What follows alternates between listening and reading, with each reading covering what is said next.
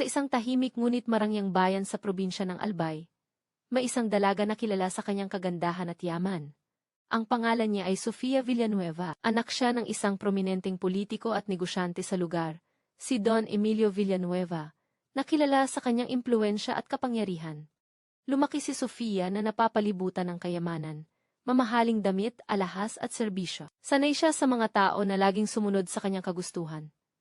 Ngunit sa likod ng kanyang kagandahan, nakabaon ng labis na kapalaluan at kayabangan.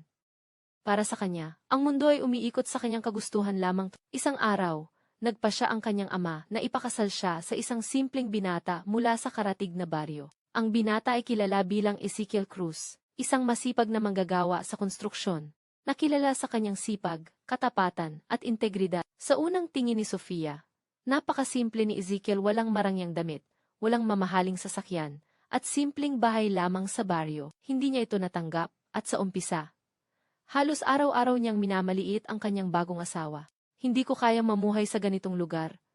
Madalas niyang sambit, habang nakatingin sa payak na bahay at mga kasangkapang pangkaraniwan.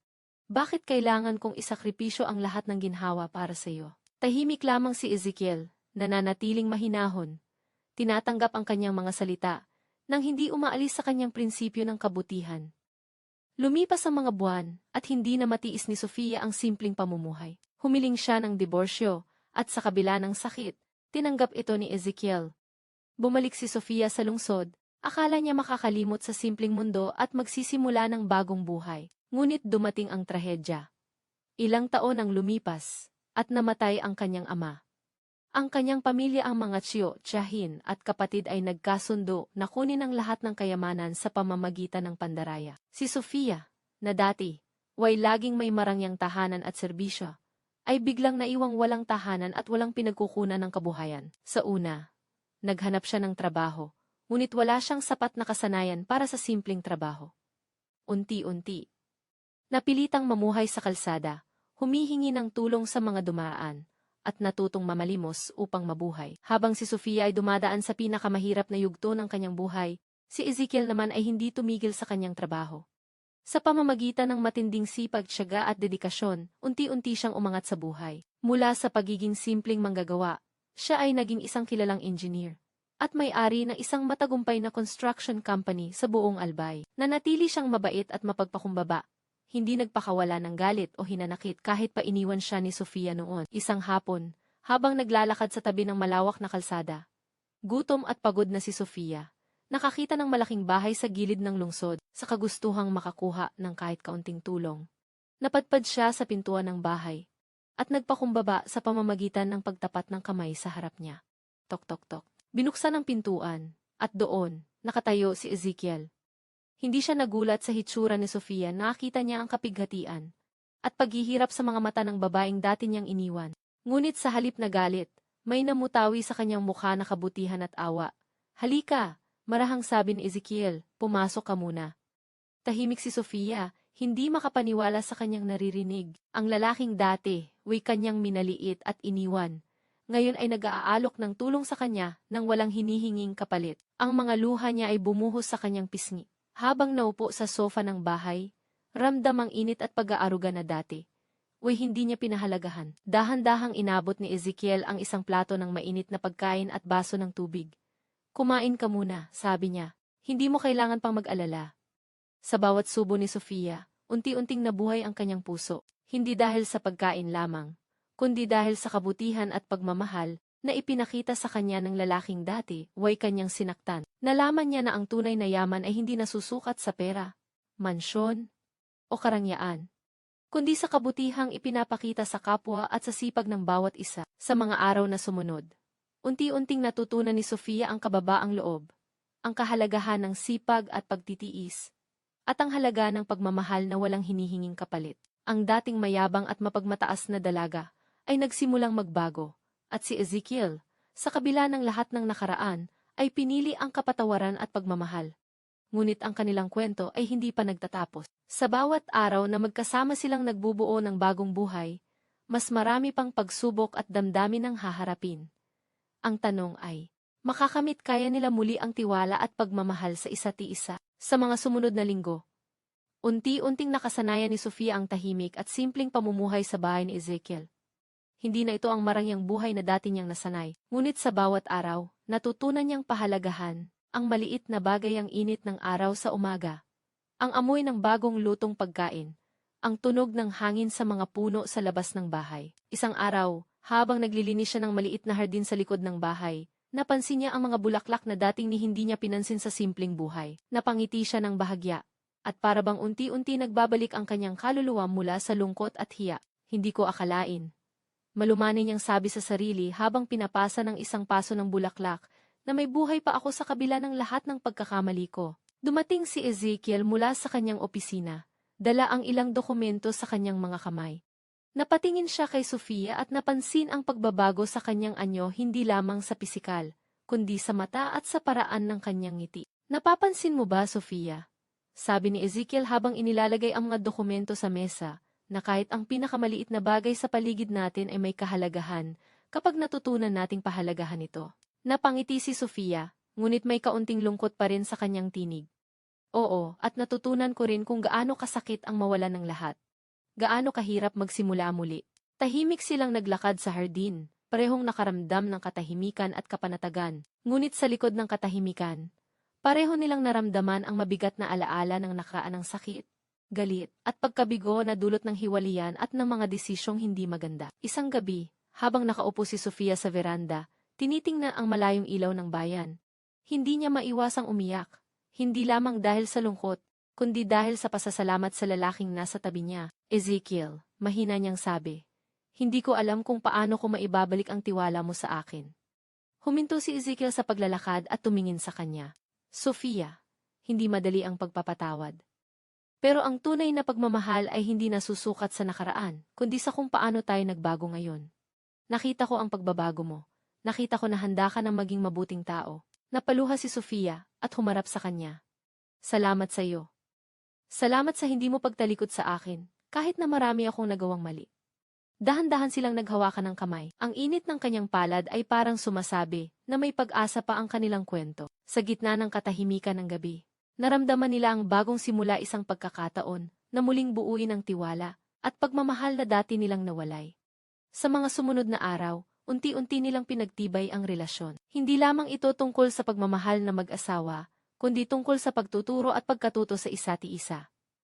Natutunan ni Sofia ang kahalagahan ng kababaang loob, pagtitiis at sipag. Natutunan ni Ezekiel na ang kabutihang ipinapakita sa kapwa ay may kapangyarihang baguhin ang buhay ng iba. Habang lumilipas ang panahon, ang dating mayabang na babae ay naging inspirasyon sa ibang kababaihan sa kanilang bayan, na ipapakita na kahit sino ay maaaring magbago sa pamamagitan ng pagsisisi, pagpupunyagi, at kabutihang loob.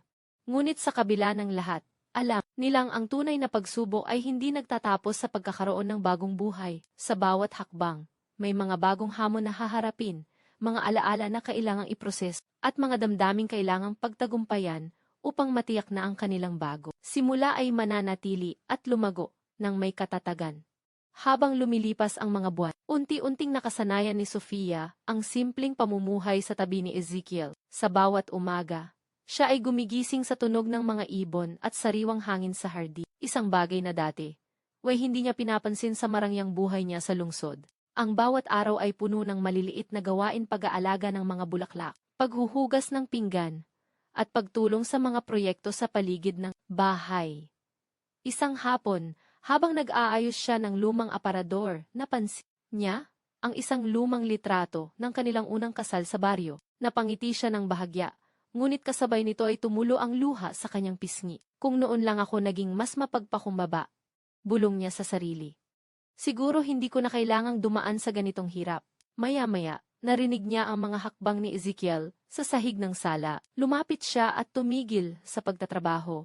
Nakatingin sa kanya habang naglalakad. Sofia, mahinang sabi ni Ezekiel, alam mo, ang tunay na halaga ng tao ay hindi nasusukat sa yaman o karangyaan. Nakita ko ang iyong pagbabago at iyon ang mahalaga. Napahagulgol si Sofia sa emosyon. Salamat, Ezekiel. Hindi ko alam kung paano ko maipapakita ang pasasalamat ko sa iyo. Hindi mo kailangan ang lahat ng ginawa mo para sa akin.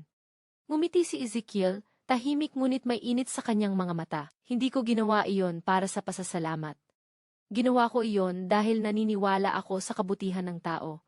At naniniwala ako sa iyo. Sa gabing iyon, habang nakaupo sila sa veranda, pinanood nila ang malayong ilaw ng bayan. Ang simoy ng hangin ay malamig. Ngunit sa puso nila, may init ng bagong simula. Ang dating sakit, galit, at pagkabigo ay unti-unting napalitan ng pag-asa at tiwala. Habang dahan-dahan sila naglalakad sa hardin, nagkuwento si Sofia tungkol sa mga araw na nagdanas siya ng gutom at kahirapan sa lungsod. Hindi niya alam noon kung paano mabubuhay, paano makakahanap ng pagkain, at kung saan matutulog. Sa bawat salaysay, nakikinig si Ezekiel ng buong puso, at bawat detalye ay nagpapalalim ng kanilang pagkakaintindihan. Ngayon naiintindihan ko. Malumanay niyang sabi, kung gaano kahalaga ang bawat maliit na bagay. At naiintindihan ko rin kung gaano kakabuti, Ezekiel. Kahit noong pinagtulungan mo akong magbago, hindi mo ako hinatulan. Lahat tayo ay nagkakamali, Sofia. Sagot ni Ezekiel, ang mahalaga ay natutunan nating itama ang ating pagkakamali at maging mas mabuting tao.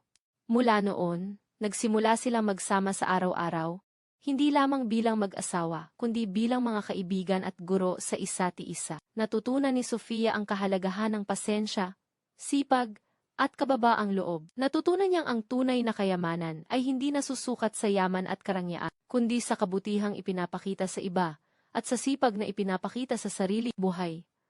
Habang lumilipas ang mga araw, mas lalo nilang naramdaman na ang nakaraan. Ang galit, hiya, at sakit ay hindi dapat humadlang sa kanilang bagong simula. Sa halip, ginagamit nila ito bilang gabay upang mas maging matatag, mas mapagpakumbaba, at mas maunawa sa isa't isa.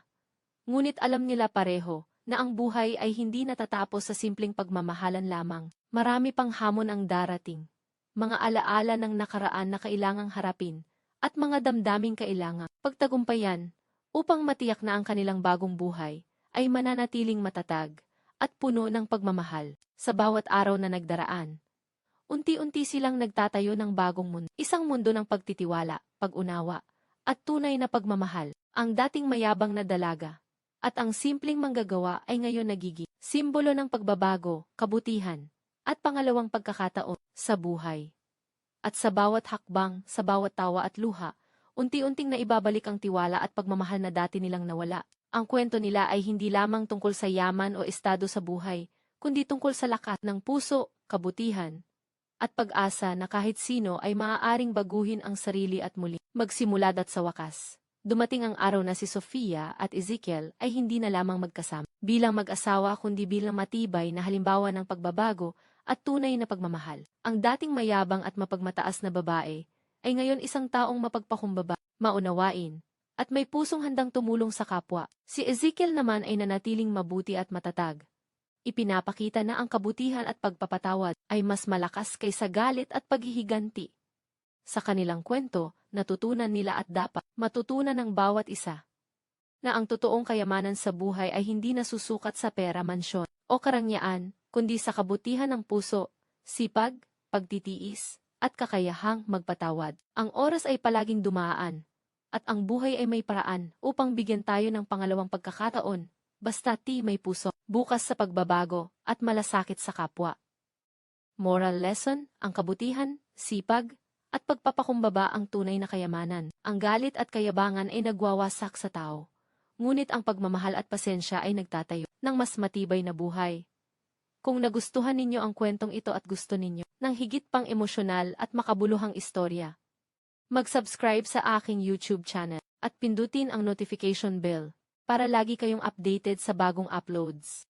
Huwag kalimutang i-like at i-share ang video sa inyong mga kaibigan at pamilya upang mas marami ang matuto sa mga aral at inspirasyon ng ating mga kwento. Tandaan, ang bawat mabuting gawa at kabutihan sa puso ay babalik sa iyo sa hindi mo inaasahang paraan.